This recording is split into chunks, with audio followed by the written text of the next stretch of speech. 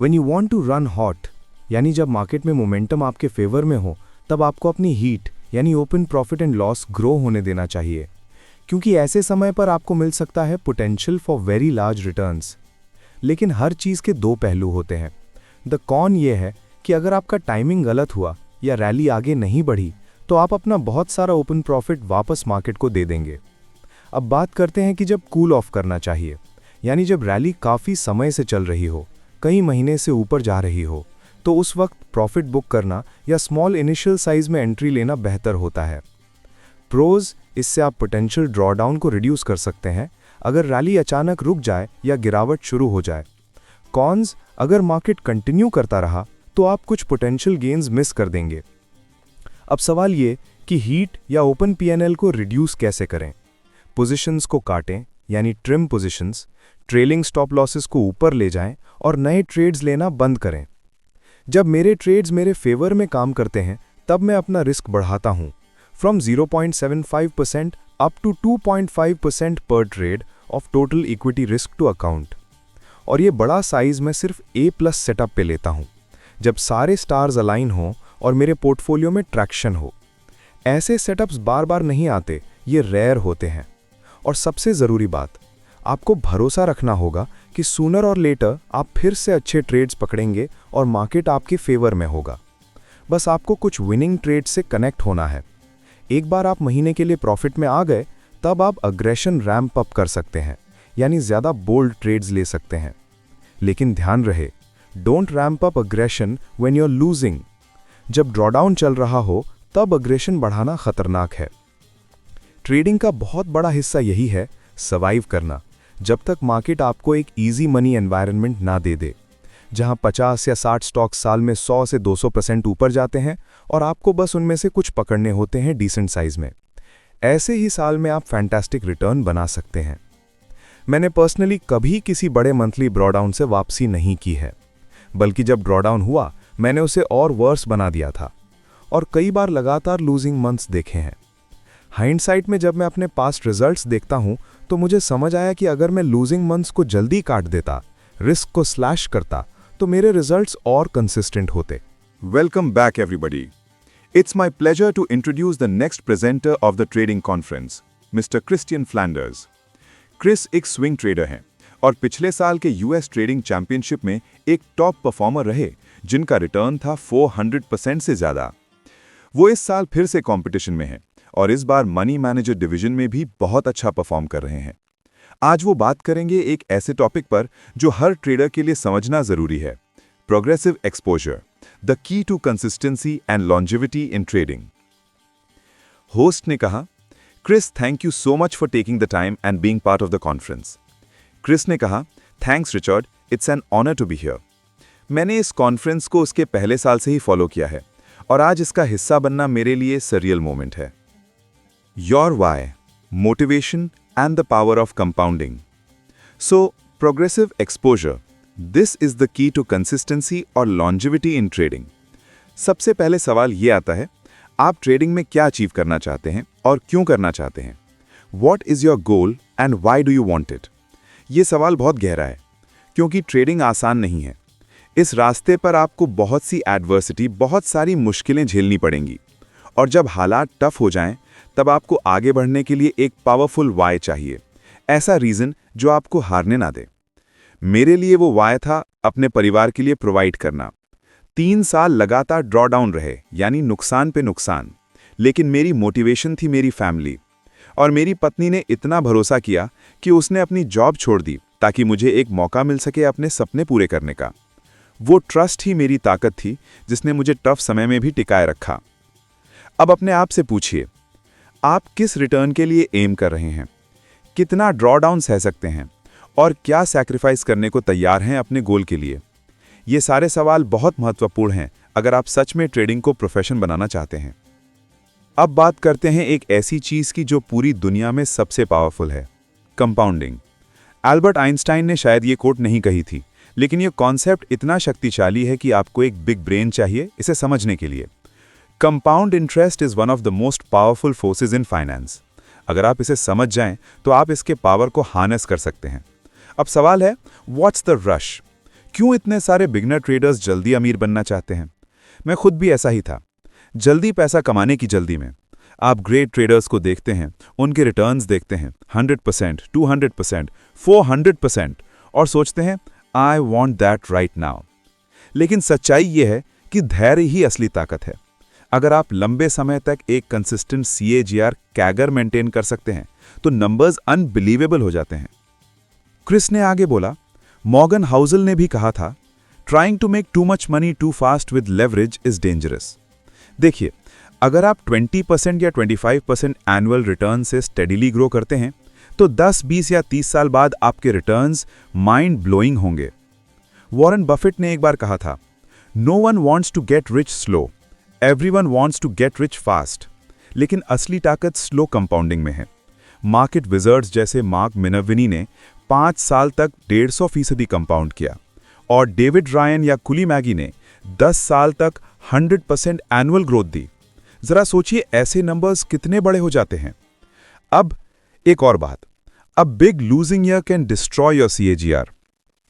Example लीजिए, पहले 2 साल आपने 50% प्रॉफिट कमाया, लेकिन तीसरे साल -50% लॉस हुआ। अब आपका टोटल रिटर्न गिरकर 12.5% रह गया और CAGR सिर्फ 4% रह गया। इससे सीखने वाली बात यह है, boom and bust cycles kill compounding. Bust यानी बड़े लॉसेज आपकी पूरी ग्रोथ को नष्ट कर देते हैं। चार्ल्स हैरिस ने अपने YouTube चैनल पर कहा था, the busts are what kill compounding. बड़े डाउन ईयर्स या डाउन मंथ्स आपके सारे प्रयास मिटा देते हैं।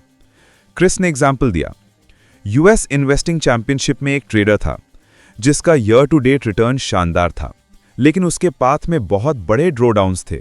रिजल्ट अच्छा दिखा, लेकिन राइड बहुत पेनफुल थी। ऐसे रोलर कोस्टर रिटर्न सस्टेनेबल नहीं होते। तो सवाल है, how do we get off that roller coaster? कैसे हम अपने रिजल्ट्स को स्मूथ कर सकते हैं? 4 चीजें। 1, रूल्स बनाइए। 2, डिसिप्लिन रखिए। 3, प्रोग्रेसिव एक्सपोजर फॉलो कीजिए। और 4, हर बार करें हीट चेक। अब समझते हैं प्रोग्रेसिव एक्सपोजर क्या है। इसका सिंपलेस्ट डेफिनेशन है, trade larger size when you are winning and reduce size when you are not. यानी जब आप जीत रहे हो तब साइज बढ़ाएं, जब आप हार रहे हो तब साइज घटाएं। जेसी लिवर्मो का कोट है, a loss never bothers me after I take it, I forget it overnight, but being wrong, not taking a loss, that's what does damage to the pocket and to the soul. वो शायद history के सबसे greatest trader थे, लेकिन वो भी biggest boom and bast traders में से एक थे। उन्होंने कई बार $100 मिलियन फॉर्चून बनाई और कई बार बैंकरप्ट भी हुए। अगर आज के हिसाब से देखें तो वो $100 मिलियन आज के $1 बिलियन से ज्यादा होते। इसलिए समझिए, लॉसेस एक्सेप्ट करना हर इंसान के लिए मुश्किल होता है, क्योंकि लॉस अवर्जन ह्यूमन साइकोलॉजी का पार्ट है। हमारे अंदर नेचुरली ये टेंडेंसी होती है कि लॉसेस का दर्द गेन्स की खुशी से कहीं ज्यादा गहरा होता है। Loss aversion, sunk cost fallacy और पोकर से ट्रेडिंग की सीख।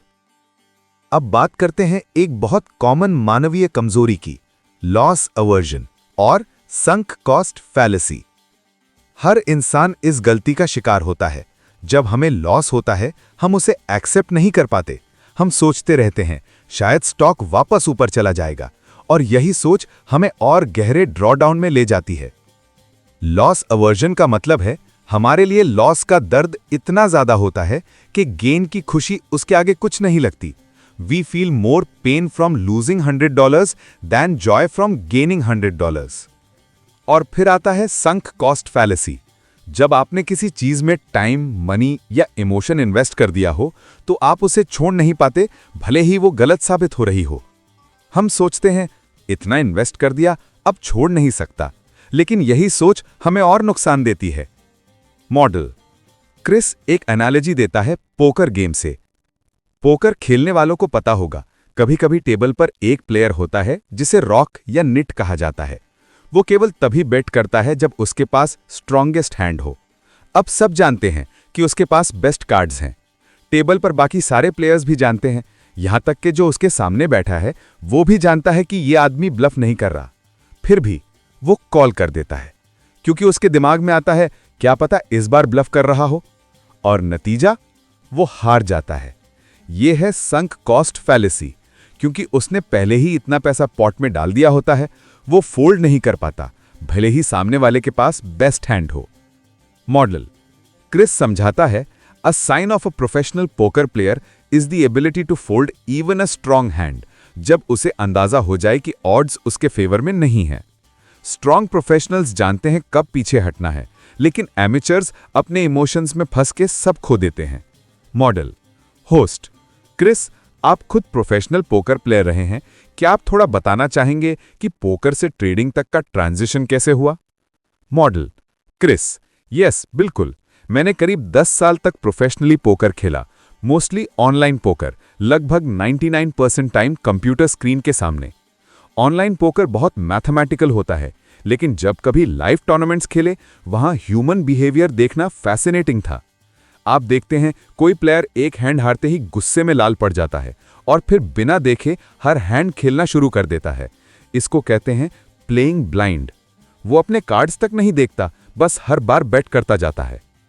यही पैटर्न मैंने फाइनेंशियल मार्केट्स में भी देखा, जब ट्रेडर्स इमोशन में आकर बिना सोचे ट्रेड्स करते हैं। जब फियर या ग्रीड हाई होती है तो ये चीज चार्ट पर साफ दिखती है, प्राइस एक्शन में, कैंडल की वोलेटिलिटी में और सडन स्पाइक्स में। मॉडल क्रिस आगे कहता है, पोकर के 10 सालों में मैंने एक बात सीखी, ह्यूमन बिहेवियर डजंट चेंज। लोग रिस्क को हैंडल नहीं कर पाते, लॉसेस को एक्सेप्ट नहीं कर पाते, और जब फियर बढ़ती है तो डिसीजन मेकिंग पूरी तरह टूट जाती है। ट्रेडिंग में भी यही होता है। मार्केट गिरता है, आप स्टॉप लॉस लगाने से डरते हैं, क्योंकि क्या पता मार्केट वापस ऊपर चला जाए, और फिर वही एक छोटी गलती एक बड़ी कैपिटल लॉस में बदल जाती है। Model Chris shares a lesson. मैंने एक वेटरन ट्रेडर से बात की थी जो 1980s से मार्केट में एक्टिव हैं। आज भी वो अपने चार्ट्स हाथ से ड्रॉ करते हैं। उन्होंने कहा, उनकी सबसे बड़ी मिस्टेक्स वही थी जब उन्होंने लॉसेस एक्सेप्ट नहीं किए। जब वो किसी स्टॉक में फंडामेंटल कन्विक्शन से भरे होते तो लॉस होने पर भी एग्जिट नहीं करते। Result gut wrenching drawdowns. वो कहते हैं, discipline is key, take the losses while they are still small. Drawdown को कंट्रोल करने का एक ही तरीका है, लॉसेस को बढ़ने से पहले ही काट दो। हर ट्रेडर को लूजिंग ट्रेड्स मिलेंगे, लेकिन कैसे हैंडल करते हैं यही आपको एवरेज से ग्रेट ट्रेडर बनाता है। Model Chris quotes Mark Minervini, if you don't feel like an idiot sometimes, you are not managing risk properly. क्योंकि ट्रेडिंग में आप बार बार स्टॉप आउट होंगे और कई बार स्टॉक वापस ऊपर चला जाएगा, ये नॉर्मल है। अगर ऐसा नहीं हो रहा तो शायद आप रिस्क मैनेज नहीं कर रहे। Model Chris continues, I have been in almost every leading stock during this rally and I got knocked out of many of them, और ये आज भी होता है। लेकिन बात यही है कि अगर आप टिल्ट पर चले गए और स्टॉप लॉसेस हटाने लगे तो इवेंचुअली एक वेरी लार्ज लॉस आपका पूरा खाता उड़ा सकता है। इसलिए याद रखिए, ड्रॉडाउन्स आर इनएविटेबल, लेकिन उनका साइज आप कंट्रोल कर सकते हैं। मार्क मिनर्विनी के वर्ड्स में, if I remove my large losses my performance would sky rocket. तो उन्होंने खुद से वादा किया, अब कभी भी लार्ज लॉस अलाउ नहीं करूंगा। अगर लॉसेस होंगे तो होंगे छोटे छोटे, डेथ बाय 1000 कट्स। मॉडल अब इसका मतलब समझिए। डेथ बाय 1000 कट्स का मतलब है, ये एक पुरानी चाइनीज सेइंग से आया है, जहां किसी को बहुत सारे छोटे कट्स दिए जाते थे, हर कट पेनफुल, लेकिन धीरे धीरे मौत। ट्रेडिंग में ये मेटाफोरिकली परफेक्ट है, क्योंकि छोटे लॉसेस आपको नहीं मारते बल्कि सर्वाइव करने में मदद करते हैं। अगर आप छोटे लॉसेस एक्सेप्ट करते हैं तो आपको मार्केट में एडैप्ट, लर्न और इवॉल्व करने का टाइम मिलता है। ड्रॉ डाउन होना नॉर्मल है, क्योंकि आप हमेशा न्यू इक्विटी हाइस पर नहीं रह सकते। ड्रॉ डाउन ही गेम का नेचुरल पार्ट है।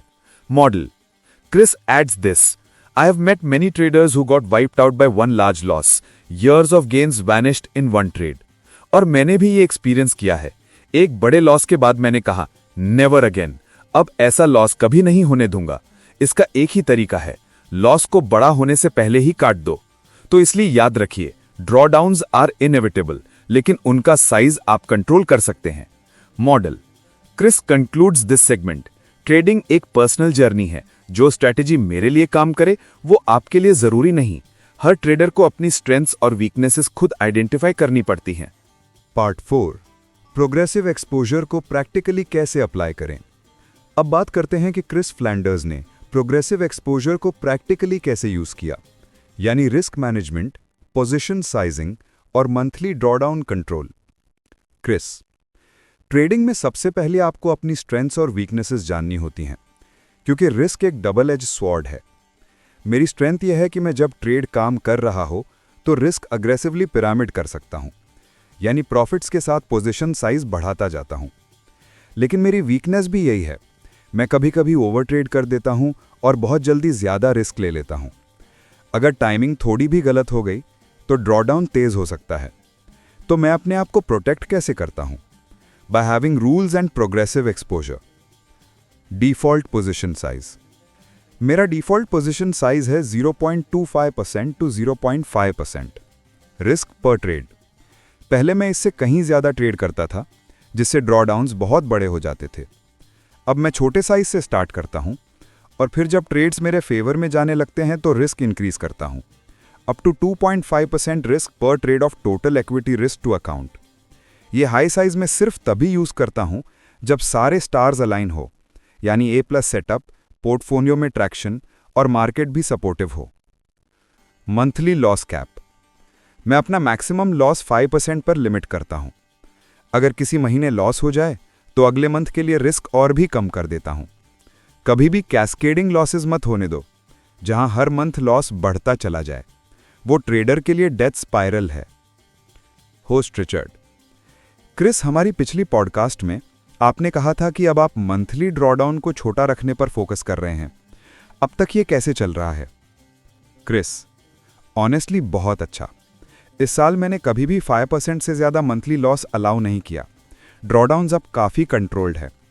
मार्केट बुलिश था, लेकिन कभी कभी ऐसा होता है कि आपका टाइमिंग ही ऑफ हो जाता है। ऐसे टाइम पर मैं रिस्क तुरंत कम कर देता हूं, भले ही मार्केट ऊपर जा रही हो। ये रूल सिंपल है, अगर ट्रेड्स काम नहीं कर रहे तो साइज कट करो, क्योंकि यही एक तरीका है ड्रॉडाउन कंट्रोल करने का। Chris further explains, you have to trust that eventually you'll be trading well in a good market. बस कुछ विनिंग ट्रेड्स पकड़ो, प्रॉफिट में आओ और फिर अग्रेशन रैंप अप करो, पर सिर्फ जब तुम विनिंग मोड में हो। अगर लॉसेस चल रहे हैं तो अग्रेसिव होना मतलब आग में घी डालना है। Risk math example. अगर आप 0.5% रिस्क पर ट्रेड लेते हैं तो -5% रीच करने के लिए 10 लगातार लूजिंग ट्रेड्स लगेंगे। अगर आप 0.25% रिस्क ले रहे हैं तो 20 लूजिंग ट्रेड्स के बाद ही -5% आएगा। क्रिस कहते हैं, मुझे लगा था कोई भी 20 ट्रेड्स लगातार नहीं हार सकता, पर मैं गलत था। मैं भी 20 से ज़्यादा बार लगातार लूजिंग ट्रेड्स झेल चुका हूं। इसलिए उन्होंने रूल बनाया, जैसे ही लॉसेस स्टार्ट होते हैं तुरंत साइज कट कर दो। Monthly progressive adjustment. अगर पहले मंथ में -5% लॉस हुआ तो अगले मंथ का मैक्स लॉस -3% रखो, फिर -2%, फिर -1%, फिर -0.5%। अगर 12 कॉन्सेक्यूटिव लूजिंग मंथ्स भी आ जाएं तो साल का टोटल लॉस सिर्फ -15% के अराउंड रहेगा, जो रिकवरेबल है। लेकिन अगर -50% या -70% ड्रॉडाउन आ जाए तो मैथ और साइकोलॉजी दोनों से वापस आना बहुत मुश्किल है, क्योंकि -50% लॉस के बाद 100% प्रॉफिट चाहिए सिर्फ ब्रेक इवन होने के लिए। क्रिस कहते हैं, I once came back from a -65% drawdown. It was horrible. I never want that again. इसलिए उन्होंने वादा किया, never again a big loss. Portfolio management logic. जब प्रॉफिट चल रहा हो तो पोजीशन साइज बढ़ाना अलाउड है, यू कैन रन हॉट। लेकिन जैसे ही लॉस स्टार्ट हो रिस्क कम कर दो, पॉज लो, मार्केट को ऑब्जर्व करो। एक बार आप प्रॉफिट में आ गए तो you have the green light to be aggressive again, पर लॉस के दौरान अग्रेसिव होना मतलब सुसाइड है। The math behind controlled loss. Chris ने यूएस इन्वेस्टिंग चैंपियनशिप के एक ट्रेडर का डेटा स्टडी किया। अगर वो ट्रेडर अपने मंथली लॉसेस को -10% पर लिमिट कर देता और विनिंग मंथ्स के प्रॉफिट्स को थोड़ा रिड्यूस कर देता -10%, तो भी उसका एनुअल रिटर्न डबल हो जाता 300% से भी ज़्यादा, क्योंकि कंसिस्टेंसी ग्रेटर देन वोलेटिलिटी। छोटे ड्रॉडाउन्स आपको कंपाउंड करने देते हैं। क्रिस, मैं खुद कभी किसी लार्ज मंथली ड्रॉडाउन से वापस नहीं आ पाया। मैंने बस उसे और बदतर बना दिया। अब मैं सीख गया हूं कि अगर मंथ खराब जा रहा है तो रिस्क स्लैश कर दो, कट कर दो, रिकवर करने की जगह सर्वाइव करो। कभी कभी मार्केट नेगेटिव हो सकती है, टाइमिंग ऑफ हो सकता है, या आप खुद बॉल क्लियरली नहीं देख रहे। ऐसे टाइम में साइज कम करना बेस्ट ऑप्शन है। फिर जब कुछ विनिंग ट्रेड्स आ जाएं, कॉन्फिडेंस वापस आ जाए, तब आप फिर से अग्रेसिव मोड में जा सकते हैं। की टेक अवे, ट्रेडिंग का गेम सिर्फ प्रॉफिट कमाने का नहीं है, ये सर्वाइवल का गेम है। आपको बस इतना जीवित रहना है कि जब मार्केट फेवरेबल फेस दे तो आप रेडी हो। Part 5, portfolio heat versus risk और कब रन हॉट या कूल ऑफ करें। अब बात करते हैं दो बहुत ज़रूरी कॉन्सेप्ट्स की, रिस्क और हीट। रिस्क का मतलब है अगर आपके सारे स्टॉप लॉसेस हिट हो जाएं तो आपके अकाउंट का कितना हिस्सा खो सकता है, यानी इनिशियल इक्विटी रिस्क। हीट का मतलब है अगर आपके सारे ओपन पोजीशंस एक साथ गिर जाएं, यानी ओपन P&L भी लॉस में चला जाए, तो आपके टोटल पोर्टफोलियो में कितनी गिरावट होगी। सिंपल वर्ड्स में, रिस्क इक्वल्स आप कितना खो सकते हैं अगर सब ट्रेड्स फेल हों। हीट इक्वल्स आप कितना खो सकते हैं अगर ओपन प्रॉफिट्स भी इवैपोरेट हो जाएं। क्रिस समझाता है, When you want to run hot, that's when you let your heat grow, यानी ओपन प्रॉफिट्स को चलने दें, क्योंकि वहीं से बड़े रिटर्न्स आते हैं। लेकिन हर चीज़ का दूसरा पहलू भी होता है।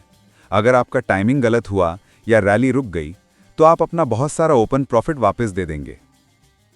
इसलिए रन हॉट सिर्फ तब जब रैली शुरू हो रही हो, मार्केट फ्रेश ब्रेकआउट स्टेज में हो और पोजीशंस मोमेंटम पकड़ रही हो।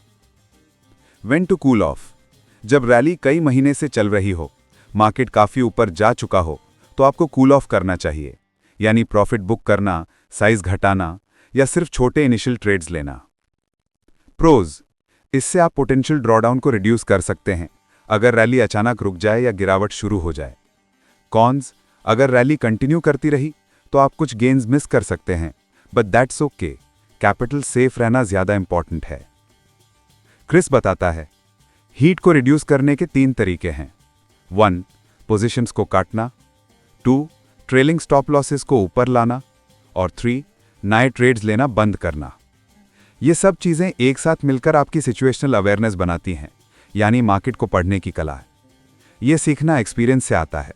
कभी फॉल स्टार्ट्स होंगे, कभी फेक रैलीज होंगी जहां स्टॉक्स ब्रेकआउट करेंगे और फिर फेल हो जाएंगे। ऐसे वक्त में आपको समझना होगा कब रन हॉट करना है और कब पॉज लेना है। क्रिस कहता है, this is more of an art than a science, यानी ये सिर्फ रूल से नहीं सीखा जा सकता, ये फील से आता है। होस्ट रिचर्ड इंटरजेक्ट करता है, क्रिस, ये बहुत इंपॉर्टेंट पॉइंट है। कई ट्रेडर्स रैली के स्टार्ट को मिस कर देते हैं और फिर जब मार्केट ऊपर जाने लगता है तो वो प्रेशर में आके एंट्रीज पुश करने लगते हैं। रिजल्ट, वो लीडर्स को ओवर एक्सटेंडेड लेवल्स पर बाय करते हैं, शेकआउट में स्टॉप हिट होता है, ड्रॉडाउन बढ़ता है और फिर फ्रस्ट्रेशन में साइज और बढ़ा देते हैं, creating a cascade of losses. Chris बोलता है, एग्जैक्टली, मैं खुद इससे गुजरा हूं। 2019 की रैली इसका परफेक्ट एग्जाम्पल है। क्रिस अपनी 2019 की स्टोरी शेयर करता है। 2019 में एक शानदार रैली थी। मैं पूरा टाइम मार्केट में बुलिश था और मेरे पोर्टफोलियो का एक्सपोजर एवरेज 150% लॉन्ग था, यानी लेवरेज भी यूज किया। लेकिन डिस्पाइट दैट मैं 30% डाउन था, क्योंकि मैं बार बार वही गलती कर रहा था। हर ब्रेकआउट को चेस करना, हर पुल बैक में स्टॉप हिट होना और फिर वही स्टॉक वापस ऊपर चला जाना। वो कहते हैं, I was literally buying the highs and selling the lows the entire way up. Chris continue करता है, मैं लीडर्स मिस करता था, फिर मार्केट रैली करता, मैं चेस करता, फिर स्टॉप हिट हो जाता। ऐसा बार बार हुआ और मैंने सीखा कि over aggression kills even in good markets. Progressive exposure ने मुझे ये सिखाया कि मार्केट का हर मूव पकड़ने की ज़रूरत नहीं है, बस इतना सर्वाइव करो कि जब राइट सेटअप आए तब आप साइज बढ़ा सको। होस्ट बोलता है, so that 2019 period was it coming out of the 2018 correction? Chris बोलता है, yes exactly, it was right after the 2018 end of the year sell off. Market recovery शुरू हुई, मैंने नेम्स जैसे SE या CRON मैरिवाना स्टॉक में बार बार entry ली। हर बार size बढ़ा ही, 1%, फिर 1.5%, फिर 2%, फिर 2.5% रिस्क पर ट्रेड, और हर बार स्टॉप आउट हुआ। 4-5 ट्रेड्स में ही 20% ड्रॉडाउन हो गया। रिजल्ट, कॉन्फिडेंस और कैपिटल दोनों हिट हुए। क्रिस एक्सप्लेन करता है, गुड मार्केट्स में भी अगर आप खुद को हैंडकफ कर लेते हैं बाय ओवरसाइजिंग, तो आप रैली मिस कर सकते हैं even when you are right about direction. इसलिए पेशेंस जरूरी है। जब तक आप सही ट्रैक्शन नहीं पकड़ते, साइज स्मॉल रखिए। जब कुछ ट्रेड्स काम करने लगें, तब अग्रेशन रैंप अप करें। और याद रखिए, व्हाट्स द रश? अगर आप साल में सिर्फ 30% स्टडी प्रॉफिट बना पाए फॉर 10 to 15 ईयर्स, तो कंपाउंडिंग आपको अनइमेजिनेबल वेल्थ तक पहुंचा देगी। होस्ट कहता है, exactly, hit singles before you try to swing for home runs. Chris मुस्कराता है, right, simple but not easy. Part 5 का की summary: run hot only at early stage of rallies, cool off after prolonged bull runs, control heat by trimming positions, trailing stops and pausing entries, never over leverage during drawdown, progressive exposure means protect when wrong, press when right. Part 6. Simple, not easy. Ego, emotions and discipline in trading. Chris begins. Trading simple है पर easy नहीं. Rules simple हैं. Cut your losses, let your winners run. पर उन्हें follow करना इतना मुश्किल क्यों है? क्योंकि ट्रेडिंग की सबसे बड़ी लड़ाई चार्ट पर नहीं बल्कि आपके अंदर चलती है, your mind, your ego and your emotions के बीच। Chris continues, when you are in a losing streak, आपका दिमाग धीरे धीरे आपको मैनिपुलेट करने लगता है। वो कहता है, just one more trade, this one will be different. और इसी सेल्फ टॉक में ट्रेडर रिस्क बढ़ा देता है, रिवेंज ट्रेडिंग शुरू कर देता है। ये वही टिल्ट है जो मैंने पोकर में देखी थी। पोकर में भी ऐसा होता है, एक प्लेयर बैड बीट खाता है, मतलब बेस्ट हैंड होते हुए भी हार जाता है, और फिर गुस्से में आकर हर हैंड खेलना शुरू कर देता है।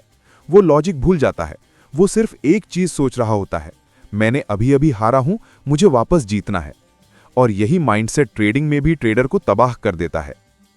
Chris says, in poker ego destroys bankrolls, in trading ego destroys accounts. Ego कहता है, मैं गलत नहीं हो सकता, पर मार्केट को आपकी ओपिनियन की परवाह नहीं है। मार्केट सिर्फ प्राइस को रिस्पेक्ट करता है, इसलिए जब आप रॉन्ग हो तो उसे एक्सेप्ट करना सबसे बड़ी स्ट्रेंथ है। Host Richard, Chris, you once said it's okay to be wrong, just don't stay wrong. That line really stuck with me. Chris, yes, बिल्कुल यही बात है। हर कोई गलत होगा, मैं, आप, वॉरेन बफेट तक। लेकिन फर्क यह है कि प्रोफेशनल्स जल्दी रिकॉग्नाइज कर लेते हैं कि वो गलत हैं और एग्जिट कर लेते हैं। एमेचर्स डिफेंड करते रहते हैं, hoping, wishing, praying and eventually blowing up. Chris continues, I have seen traders hold losers for months telling themselves it's just a paper loss, but paper losses eventually turn into real ones. इसलिए rule simple है, cut it quick, keep the winners. Trading में goal ये नहीं कि आप हर बार right हों, गोल ये है कि जब आप राइट हों आप बड़ा जीतें और जब रॉन्ग हो आप छोटा हारें। Chris shares a mental model. Every trader has two versions inside, एक डिसिप्लिन्ड प्रोफेशनल ट्रेडर और एक इंपल्सिव गैम्बलर। हर डिसीजन पर आपको तय करना होता है कि आप किसे कंट्रोल देंगे। अगर गैम्बलर कंट्रोल में आया तो वो कहेगा, let's double down, may be this time it will work, और वहीं से डाउनफॉल शुरू होता है। Host, So how do you control that gambler side? Chris, routine और स्ट्रक्चर। मेरी हर मॉर्निंग फिक्स्ड होती है। मैं सबसे पहले मार्केट कॉन्टेक्स्ट पढ़ता हूं, फिर अपने ओपन पोजीशंस और एक्सपोजर चेक करता हूं, फिर तय करता हूं आज का मैक्स रिस्क क्या होगा। Once I hit my daily और वीकली लॉस लिमिट, मैं ट्रेडिंग बंद कर देता हूं, full stop. Discipline means respecting your own limits. Chris further explains, I've learned that success in trading is not about predicting the market, it's about reacting to the market. आपको ego छोड़ना होगा, market को prove मत करो कि आप right हो, बस डेटा को फॉलो करो, प्राइस को ऑब्जर्व करो और सिस्टमैटिकली रिस्पॉन्ड करो। Chris, your goal is not to be right, your goal is to make money. Chris gives another poker parallel. In poker, you can play a hand perfectly, और फिर भी हार सकते हो, क्योंकि प्रोबेबिलिटी हर बार फेवर में नहीं होती। ट्रेडिंग में भी वैसा ही है, एक परफेक्ट सेटअप भी फेल कर सकता है। इसका मतलब ये नहीं कि आपका सिस्टम खराब है, बस वेरिएंस का पार्ट है। Chris shares a truth, many traders quit right before they were about to break through, क्योंकि लॉसेज और फ्रस्ट्रेशन उन्हें तोड़ देती है। But if they just stayed disciplined a little longer, then next good market phase could have changed everything. Chris quotes Mark Minervini again. If you can stay in the game long enough, the market will eventually reward you. यानी market हर किसी को मौका देता है, बस condition यह है कि आप टिके रहें। कंसिस्टेंसी और पेशेंस ही आपकी असली एज हैं।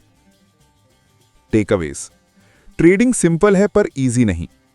ईगो और इमोशंस बिगेस्ट एनिमीज हैं। लॉस एक्सेप्ट करना वीकनेस नहीं, स्ट्रेंथ है। परफेक्ट ट्रेड भी फेल कर सकता है। Focus on process not outcome. Discipline means survival और survival means compounding. Part 7. How to safely scale up after winning streaks. Progressive exposure in action. Chris कहते हैं, अब हम बात करते हैं ट्रेडिंग का सबसे exciting part, scaling up.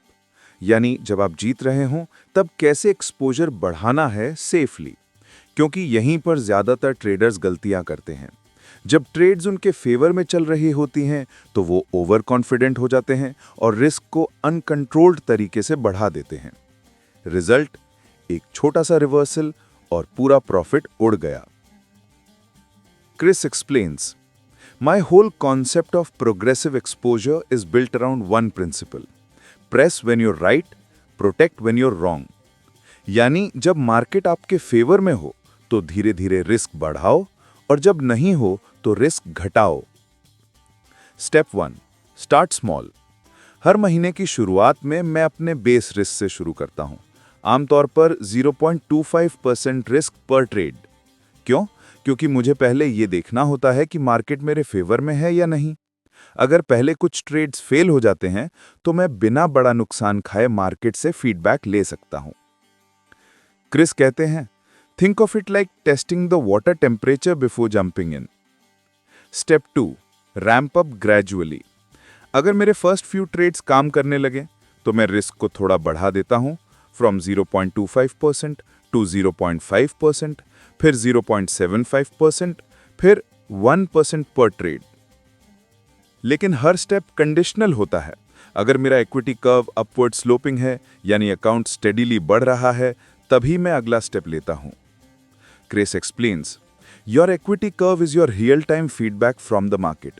It's like a mirror that tells you whether you are in sync with the market or not.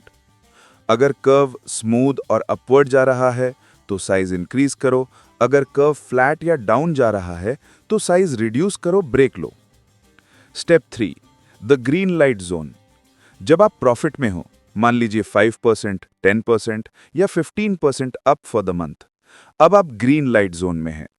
इसका मतलब आपका साइकोलॉजिकल और फाइनेंशियल कुशन दोनों मौजूद है। अब आप थोड़ी अग्रेशन अलाउ कर सकते हैं। क्रिस कहते हैं, when I am in the green zone, I will start taking 1.5 to 2% risk पर trade and sometimes up to 2.5% on A+ setups.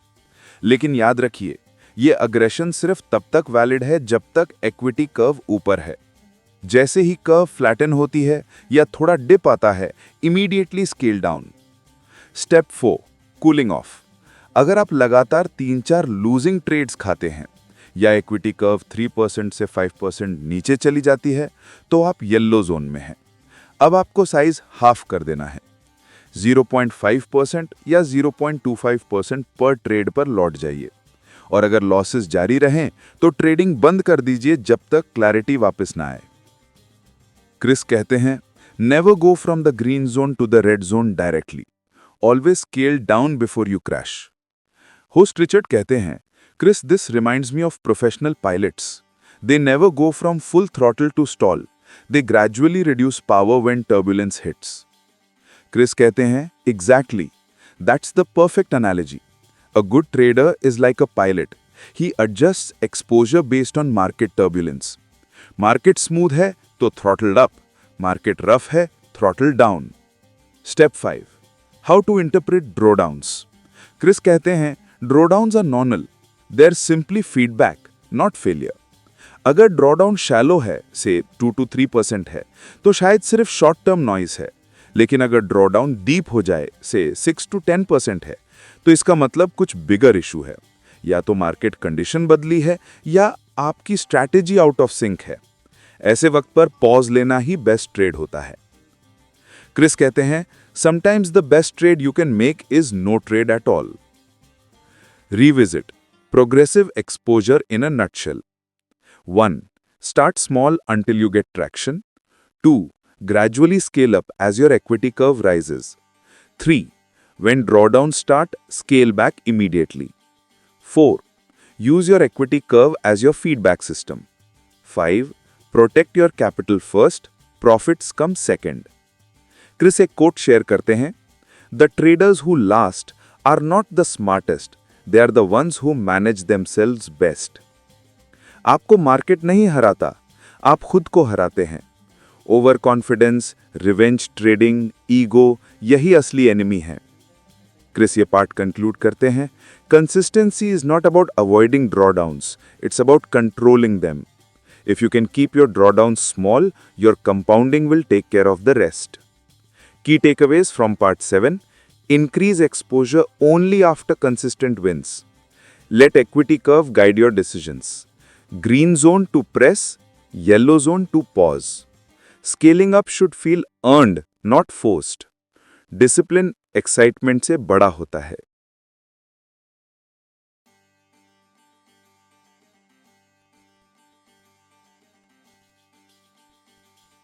Part 8. Protect your mental capital, trading mindset and reset. Trading सिर्फ money management का खेल नहीं है, ये उतना ही mental management का खेल भी है.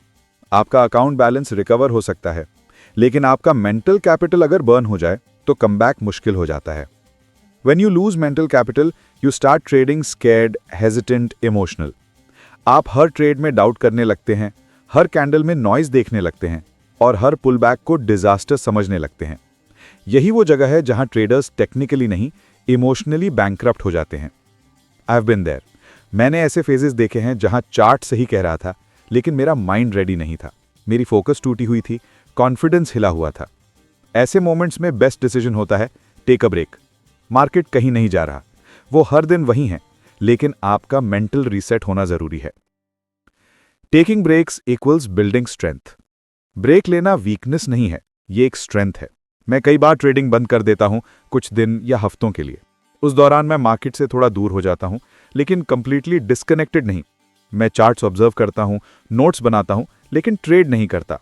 इससे मेरी एनर्जी और क्लैरिटी वापस आती है. When I come back, I start small again, same base risk, same discipline. क्योंकि हर ब्रेक के बाद आप टेक्निकली तो वही ट्रेडर होते हैं, लेकिन मेंटली रिफ्रेश्ड वर्जन होते हैं. The concept of mental capital. Mental capital मतलब आपकी psychological energy, decision making clarity और कॉन्फिडेंस रिजर्वॉयर. जब आप लूजिंग स्ट्रीक में होते हैं तो ये कैपिटल धीरे धीरे लीक होता है. हर स्टॉप आउट एक टाइनी डेंट देता है, हर रॉन्ग डिसीजन एक स्मॉल क्रैक बनाता है, और अगर आप रिचार्ज नहीं करते तो इवेंचुअली ये क्रैक्स कोलैप्स में बदल जाते हैं. That's why you need to protect your mental capital even more than your financial capital. So Chris, how do you know it's time to take a break? Simple. जब आप हर candle पर react करने लगें, जब आपकी पेशेंस खत्म हो जाए, जब आपको लगे कि हर ट्रेड फॉर्स लग रहा है, that's your signal. It's not the market that's broken, it's your mindset that needs repair. और क्रिस आगे बताते हैं, some traders think taking a break will make them miss opportunities. But the truth is, when your head's not right, you won't catch those opportunities anyway. Market में हमेशा new setups आएंगे, पर अगर आपका माइंड क्लटर्ड है तो आप उन्हें सही से देख भी नहीं पाएंगे. How to reset mentally. Chris बताते हैं, रीसेट करने के लिए मुझे 3 चीजें बहुत काम आती हैं. First, sleep and routine. Proper rest, clear mind equals better decisions. बिना नींद के ब्रेन ब्लरी डिसीजंस लेता है. Secondly, exercise. Physical movement mental clarity लाता है. मैं खुद जिम या रन पर जाता हूं, वहां मुझे नए इंसाइट्स मिलते हैं. Thirdly, journaling. मैं हर लूजिंग स्ट्रीक के बाद अपने थॉट्स लिखता हूं, क्या गलत किया, क्यों किया, क्या इमोशंस थे, सब नोट करता हूं. इससे मुझे पैटर्न देख पाता हूं और वही मिस्टेक दोबारा नहीं दोहराता. क्रिस आगे बताते हैं, ट्रेडिंग बर्नआउट रियल है. आपको डेली मार्केट नॉइज कंज्यूम करने से बचना होगा. हर बार चार्ट्स रिफ्रेश करना, हर ट्वीट पढ़ना, हर एनालिस्ट की ओपिनियन सुनना, ये सब आपके मेंटल बैंडविड्थ को ड्रेन करता है. I call it mental clutter, and clutter kills clarity. So Chris, that's powerful. I think most traders underestimate how much energy the market takes. Exactly. You might sit at your desk for just 2 hours a day, but the emotional drain is equivalent to running a marathon. इसलिए recharge करना routine का हिस्सा होना चाहिए, luxury नहीं. Chris summarizes, when I come back from a break, I start fresh, small and humble. No expectations, no revenge, बस pure process following mode. और यही अप्रोच मुझे बार बार कंसिस्टेंट बनने में मदद करती है। Target key takeaways from part 8।